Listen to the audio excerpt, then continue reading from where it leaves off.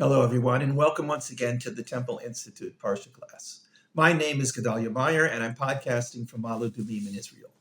Fate is one of those remarkable things in reality that seem totally ridiculous on the one hand, but absolutely true on the other. There aren't all that many things like this in our lives. Perhaps we could put something like luck in this category. It seems so real when it is happening, but it seems too absurd to take seriously when it isn't. But luck is really nothing more than a way of understanding fate. So it could be that fate stands alone in this category of totally believable things that seem like they belong in the realm of fantasy. It's not clear why this is, but if we think about it, it appears to be the case. What is fate?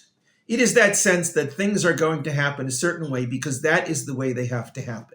What is it that makes them have to happen that way? There is no answer to this question, but that doesn't make them any less likely to happen.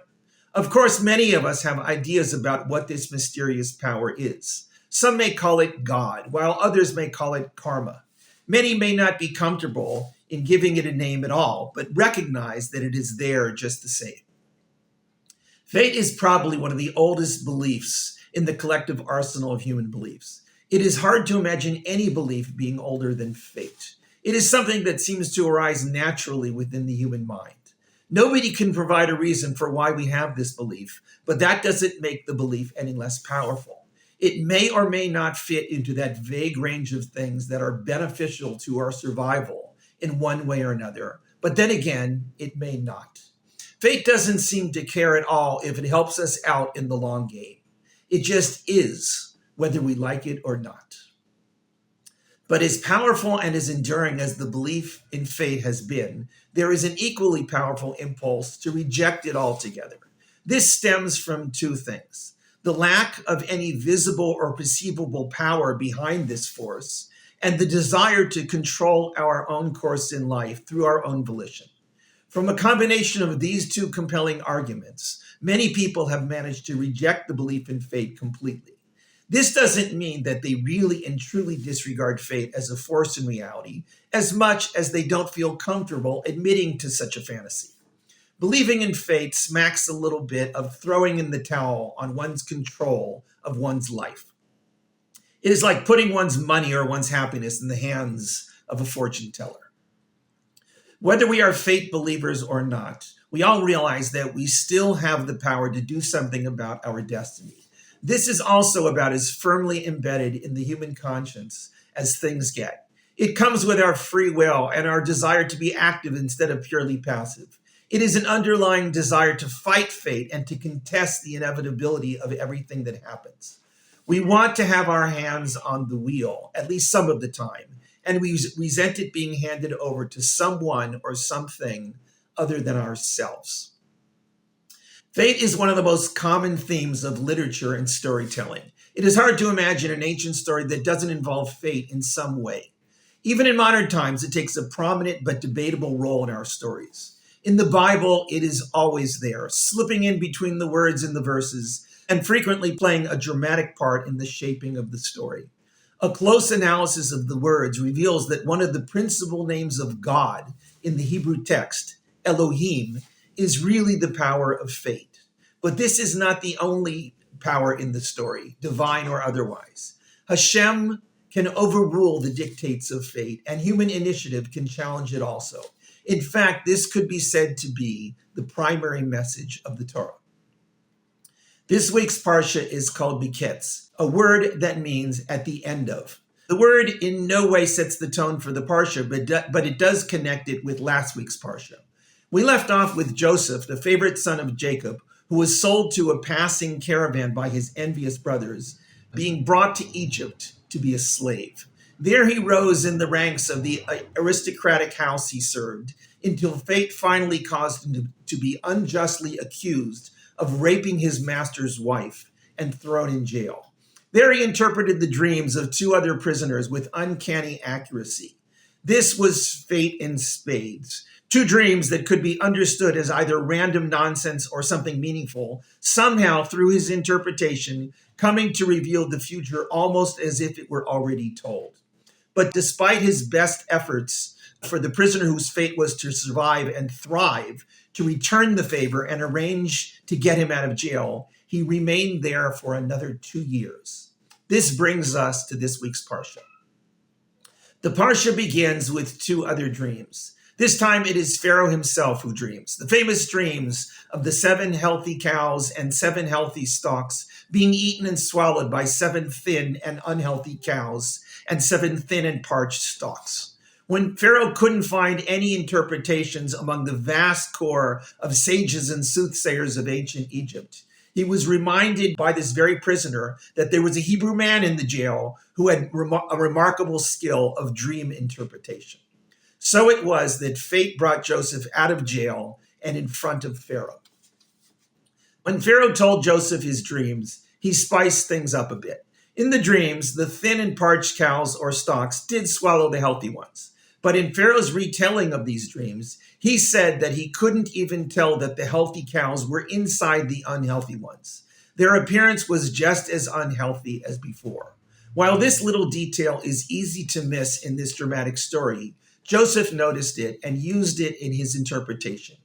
He boldly told Pharaoh that this was really one dream being repeated for emphasis. While this alone seems fairly obvious, what wasn't obvious was that the dreams foretold 7 years of plenty to be followed by 7 years of famine. Not only that, but that little detail that Pharaoh added, that the unhealthy cows looked just as unhealthy after swallowing the healthy cows, told Joseph that the good years would be forgotten during the bad years. The famine would overwhelm everything good that came during the good years. Joseph then added his own touch to his interpretation. He told Pharaoh that he should appoint a wise and understanding person to be in charge of food storage and food distribution in Egypt. He said this as advice to prepare for the years of famine while the years of plenty were still going strong. Pharaoh immediately accepted this advice and proclaimed that there was nobody better qualified for this task than Joseph himself. His remarkable ability to interpret the dreams and his very sage advice to do something about the fate they foretold certainly made him the man for the job. So it was that Joseph was released from jail and made the second most powerful person in the great kingdom of ancient Egypt. He became almost an immediate legend and was given the daughter of his former master as a wife. It was a strange twist of fate. But was this fate? There was nothing in those dreams that told Joseph that this person should be appointed. He stuck that in on his own. Why did he do this? The answer is obvious. He very correctly reasoned that he would be chosen for that very task. Although there was nothing in the fateful dreams that told him that this was his fate, he took matters into his own hands and rigged things up so that this would happen. In a sense, he was playing the role of Elohim in determining fate.